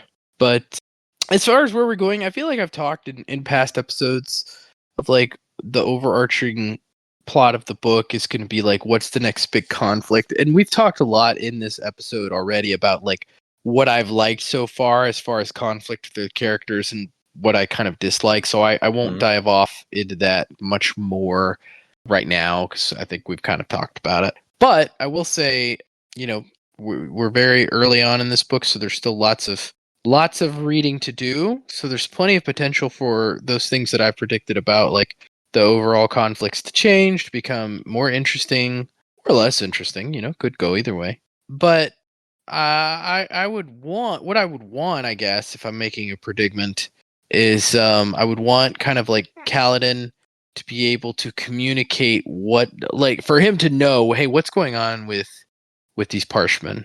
You know, is this are each of these isolated groups kind of figuring out on their own how much influence they want this spren to have over them? Because it seems like they have one spren for many, at least with this group, right? It's like they're all following one spren.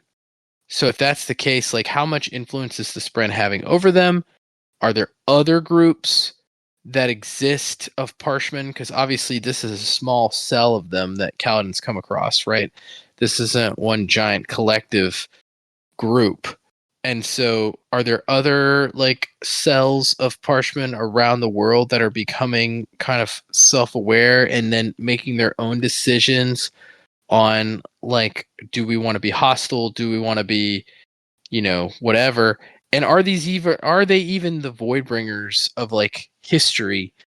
I would argue that they're probably not, if I had to take a guess. Okay. Because all the way back in the first book, when we have Dalinar in his like vision fighting these creatures, all the way back then, like they don't really, the description from his vision, I don't think really matches up with what Kaladin's coming across and running across.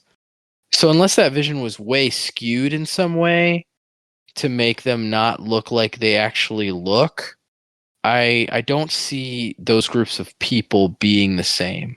And so, you know, I think that each of these groups of Parshmen are trying to figure out what to do now, which is why some of them have stolen things. Some of them are apparently making treaties with people, negotiating with people.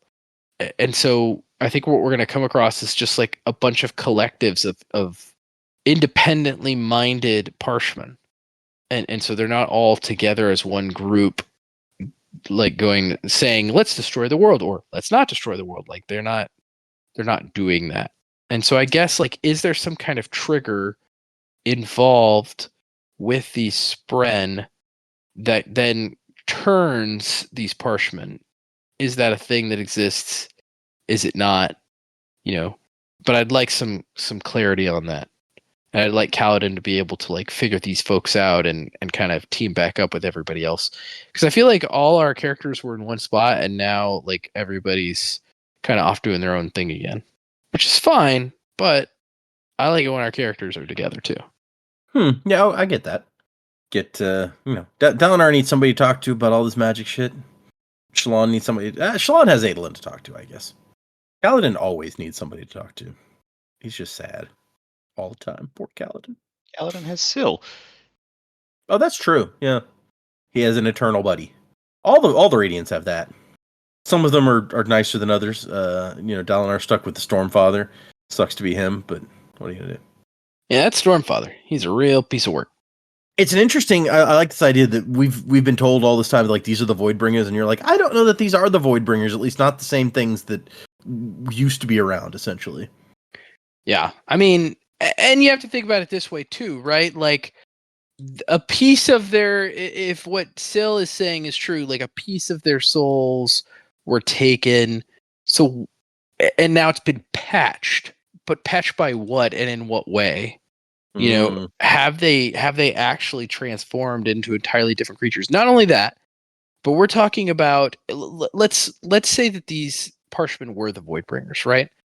And let's say somehow in the act of basically bending the Parshmen to their will, the other beings on this planet took like chunks of their soul out or whatever.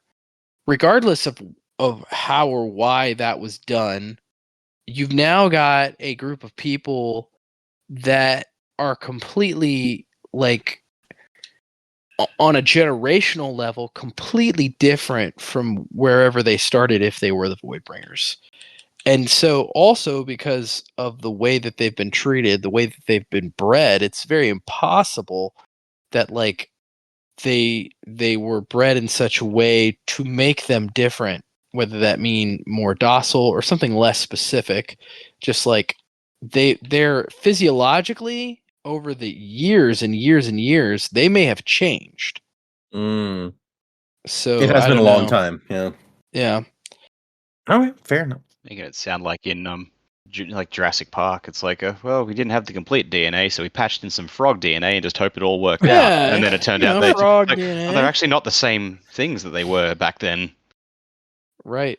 It's like you made them look too froggy. Now they can change sexes. That's not good. Especially because you were trying to control the population. Help control the pet population. Have your dinosaurs spayed or neutered. Yeah. Either that or, just don't bring them back to life. I think that was really the That does seem message. like yeah. The message of Jurassic Park is don't play God.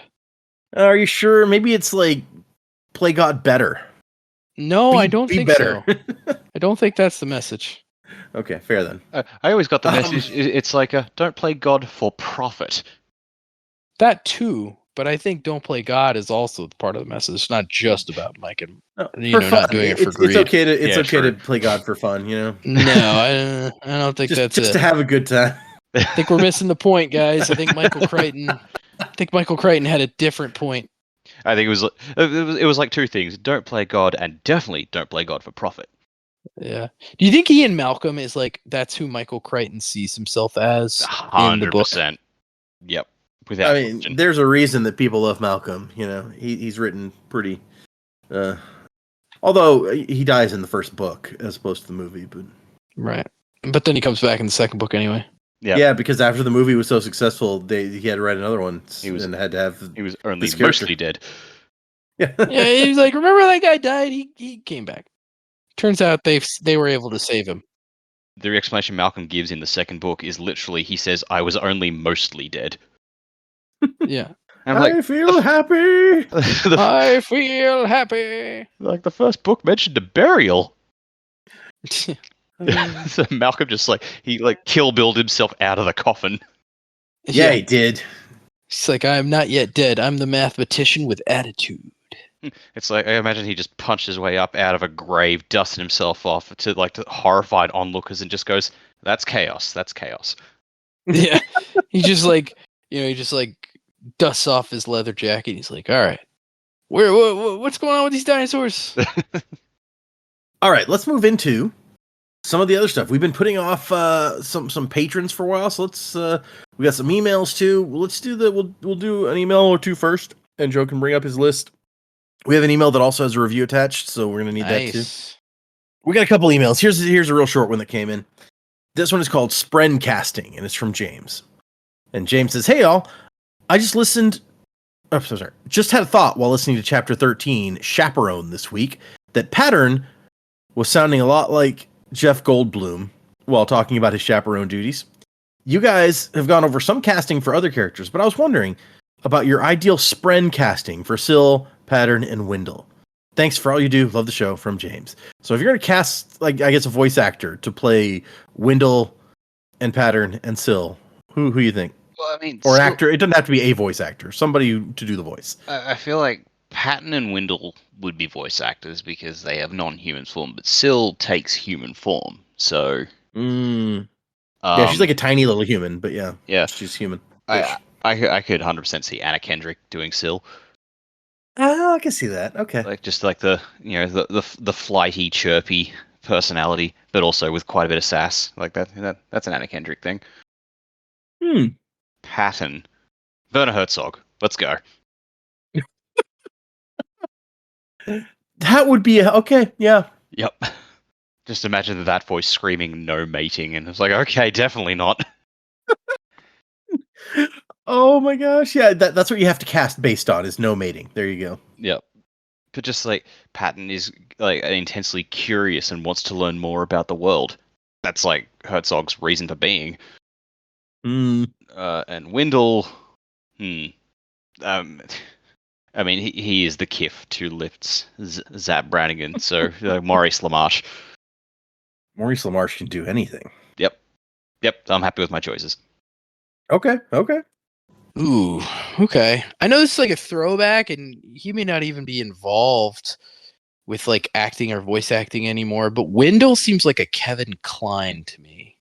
Oh, Get okay. Kevin Kline vibes from him. Or David Hyde Pierce. Oh, that could I could absolutely see David Hyde Pierce. That's good one. Yeah. Yeah, I feel like either of those actors could do a pretty good job with Wendell. So then we've got Pattern. I mean, I feel like Pattern could be played by almost anyone, honestly, given the right amount of like, because to me at least, Pattern seems like a very deep voiced, somber like character. Like with a little bit of curiosity touched in there, right? So I feel like any variety of voice actors could probably do that justice. If you want to go like straight voice actors that I admire, like, you know, we're all big fans of Futurama. I think either Billy West or Maurice LaMarche could probably do that. But if I want to go like bigger named actor that's not just known for voice acting, like if we're talking about like a movie star playing him, then that would be a little more difficult. I'm not a big fan of Vin Diesel. Vin Diesel could probably do it for what I have in my brain, but I'm not his biggest fan. Maybe like maybe nah, not a Ray Fiennes. Ray Fiennes would be better for Wendell. I'm trying to think of like actors that have like deep, somber voices that are like more popular. Yeah, I don't know. I guess I'd just stick with a strong voice actor for that. What were you going to say, Dak? I was going to say, if like you're looking for big name actors with somber voices, obviously impossible now because he's passed away, but Alan Rickman. Yeah, that would be a good one. Yeah. I would like that. Yeah, that's a really good one actually. But yeah, he is gone, unfortunately. I did like I liked your pick of Werner Herzog. That's funny. I mean, I would listen to that man reading like the phone book. Yeah. It would be fantastic. Yeah, but then another voice actor who's become especially popular lately, I feel like, with Critical Role and stuff, is Matt Mercer. I feel like he could probably do it. He was a good Ganondorf. Yeah, and I'm actually probably not the biggest fan of his Vincent Valentine. I think Steve Bloom is better, but it's not bad. Okay. But then Syl is the hardest one for me because I like Syl a lot, and Syl's also the one we've been around the most. True. We didn't even talk about Yasna's friend because we only saw him that one time. Yeah, we don't know much about Ivory. We might have to go back as well and do Stormfather because we forgot about him. Yeah, Stormfather. Stormfather's such like so like I don't want to. It's like I can't deign to be around you. I can't really imagine a guy, an actor that kind of fits that. Maybe if like Tom Hiddleston took it very seriously. Yeah. But yeah, back to Syl. That's a tough one. There's so many great female voice actresses and actresses that's a really tough one for me. Anna Kendrick's not bad. Probably not my first choice, but that's a tough cast. Let's see. We want somebody. I feel like Syl, while at the same time kind of flippant, and she also kind of not mushy. Mushy's not the right word, but she's got kind of that like, hey, I care about you kind of vibe. Almost like a sister vibe going on between Kaladin and Syl, like sister brother kind of thing.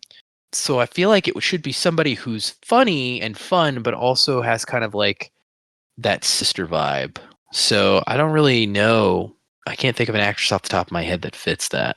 But yeah, I'm not sure on that one. That one's tough. I'd have to think about that one for a long time. Okay. Did you have someone you want to throw out for Stormfather, Dak? I can't get Kevin Michael Richardson out of my head. Yeah. Okay. But okay. I feel like that's kind of a cliche for him in particular, but he would nail it. You know, it would be funny, but wouldn't really fit. Is like Keith David. I would find that funny. Oh my gosh, that would be great. That would be fucking amazing.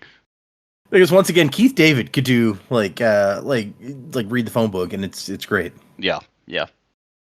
Oh man, for some Stormfather feels old and grumpy to me. I'm like, I feel like an Ian McKellen could do that, or like Oh, that'd be a good one. like Sean Connery from what's that movie? You're the Man Now, Dog. Finding Forrester. Finding Forrester. Like that's what it makes me think of, I think. Yep. Yeah. Or oh shoot, his name's escaping me. I mean, I've seen him in many things, but this is just the first thing coming to mind. Silence of the Lambs. Anthony Hopkins? Yeah. Anthony Hopkins. He could probably do it. Oh, here's a bit of an outside the box pick. Sam Neill. Oh, yeah, that's not bad. I could absolutely see that. Yeah. I like Sam Neill. Speaking of Jurassic Park. Yeah. Yep. Yeah. Pattern. I don't know why, but the first thing that comes to mind for me for Pattern is Alan Tudyk. I can see it. I mean, I guess he's a little incredibly too talented chipper. voice actor. Yeah, he is incredibly talented. And even more out there, and I cannot explain why it's once again the first thing that popped in my head for Wendell, Taika Waititi. I don't know why. A little out there. Yeah. Yeah.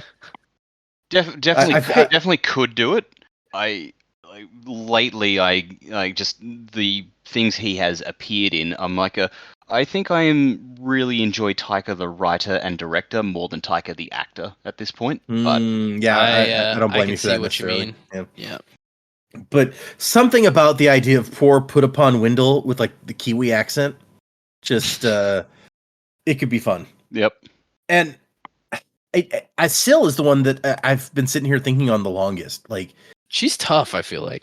Who has that personality or that and what I came to eventually thinking about it while you guys were talking was like she reminds me a lot of like Firefly era Jewel State, like Kaylee from Firefly. That feels like Syl to me. Yeah, I can see that. A little. Feel like Kaylee had more Jewel State had more trouble I'm thinking of Kaylee the character. She had more trouble expressing herself than Syl does. Syl's very good at expressing herself. That Hit Girl. Oh yeah, Chloe Moretz. That actress. Yeah, Chloe Grace. Is that? I think so. Yeah, like she might not be bad. Chloe Grace Moretz. Yes, that's who it is. She's. I could see that actually. Yeah. Maybe Allison Hannigan back in the day too. That wouldn't be bad. I don't know. Oh yeah, I could totally see that also. Actually, now that you say that. But yes, that was a fun one. Thanks. We don't do a lot of casting because it's not really our thing so much. If you like casting, I throw it out sometimes, but yeah, we do every once in a while. You can check out. There's always another podcast that is a main theme of their podcast is. Oh, they do a lot of casting. Every episode, they have a section that's like anyone new that we met that you want to cast this week. Yeah, they do it for like even the bit parts, don't they? Yeah, oof, that's a lot of casting. For, like every character. Yeah. It's like, have they ever reused anyone? I'm sure. I believe that has definitely happened a couple of times. Yeah. But not as often as you'd probably think, given that they have gone through most of the books that we've gone through at this point. I think they've only done Alloy of Law of Mistborn Era 2, and they didn't do White Sand. But other than that, they're getting towards the end of Words of Radiance. But other than that, I think they've read almost everything that we've read. So, okay. Interesting that they stopped with Alloy of Law. I think they're going in not 100%, but more of a publication order thing. Oh, okay. But I'm not 100% on that. But anyway, so yes, that was fun. Thank you for that email. Let me see here. We got two more. I don't want to do both of them. We'll do one of these two. So Will writes, longtime listener, first time email and 5-star review. Nice. Hi, everyone. I'm a little disappointed with myself for only emailing now. I remember listening to your show years ago during the Mistborn episodes. You don't got to say it like that, man. Hey, man, come on. Oh, boy. Being so eager for... We've got longevity. That's a good thing. We're old. It's fine. All parents and things now. Being so eager for you all to get to Stormlight, especially with all of last year's excitement about the upcoming Wind and Truth release. I still do the same walk to work, and finally hearing you talk about Stormlight does make me appreciate how time flies. Not that anyone asked, but my favorite Stormlight line that I hope the gang would appreciate is at the ends of Words of Radiance. Then Kaladin exploded with light. What a payoff, right? With the wind slamming open the shutters. I love it. keen to hear if you guys have revisited specific chapters or Sanderlanches since your first read. I've gone back to Rhythm of War Sanderlanche and cried several times. That's all. Nothing else to add that you haven't already heard. I can only offer another heartfelt thank you for an excellent show. Cheers, and here's a 5-star Spotify review. Before I give him his mystic power, I'll answer the question. I started to read back at the beginning where we started again. I started to read the first Mistborn book, but I only got about halfway through and I stopped. I think about this show and what we're reading new each week so much that like outside of the show, I try not to read more Sanders, like back over the Sanderson stuff we've already read. I prefer to like fill that reading space in my brain with like outside reading. Fair. So I really haven't done that much. But for your 5-star review, you, my friend, are a rioter. Ooh, riotous. I like it. Yeah, I agree. It's like I want to go back and read the original Mistborn trilogy, but I'm at the point where I'm just like, is it gonna... I'll be honest, I'm already getting confused and I'm missing details, which I kick myself a bit when we read these books and record. So I'm like, if I go back and read the earlier books, I might mix up even further details, and I'm a bit reluctant to do that. So I do intend to go back and reread the books at some point, but I don't know when I'm going to do it, because I don't want to mix shit up further. There's a lot of things rolling around the old duder's head. I reread this stuff all the time, so read it many times before, and probably several times since. There are weeks when I read the chapters that we read, and then I'll just read some more, and then I'll come back and read the chapters that we read again a day or two before we record, so that I'm less likely to get mixed up the extra stuff I read with the stuff that we were supposed to have read for the episode. So that it shouldn't be a surprise to anyone that I've reread all of these things. And I think we can probably answer for Jaymee that she's not rereading these things. She would probably be right there with Dak, be like, I have enough to deal with keeping what we read straight in my head without trying to confuse it. Yeah. But thank you for your email. There's one more. We'll save that one for next time. And we'll move over to our Patreon, where we've had several people in the last couple of weeks while Joe's been out. So let me bring that up. The first new one we have at the ska level is Fidlip. Fidlip, you're a gasper. And that was Fidlip sent us an email a while back as one of our fans from the Czech Republic, cool. Czechia, whatever it's called now. Sorry, guys. The next one, also at the ska level, is Steph. Steph, you are an archivist. And then we have Orion. Orion, you're a fire soul. Ooh, yeah, nice. And then finally we have Peter, also at the ska level. These last two. Yeah. Peter, you're a blood maker. Ooh, that's a good one. Yeah. So thank you guys for joining the Patreon. If you want to check out the Patreon, I'm still posting weekly my reactions to reading chapters of Wind and Truth for the first time. I think most recently was chapters 81 through 83. So progress is being made. Slowly but surely we'll get there. Brandon hasn't come out with another new book since then, so I've got a little time. But if other than that, if you want to send us an email, the address is thesanderlanche@gmail.com. Find us on Instagram and Blue Sky, and I just mentioned Patreon. If you want to leave us a review and send us an email with a screenshot of your review on Apple or Spotify or wherever, you can do that at that same email address, thesanderlanche@gmail.com, and Joe will give you a misting power. Whereas if you join our podcast, if you join our Patreon, he will give you a fairing power. You could be a twin-born if you do both of those things. Yep. So check that stuff out if you're interested. Remember, we are doing 3 more chapters for next time. That's chapters 18, 19, and 20. If you're following along, read those. Chapter 20 is real short, so get through that one quick. Thank you, everybody, to our patrons, to our people on the Discord, which you can join if you go to our website. There's a link to the Discord at the top of the page. Chat about some stuff with us. Thank you to everyone who shows up every week and listens to us talk about these books.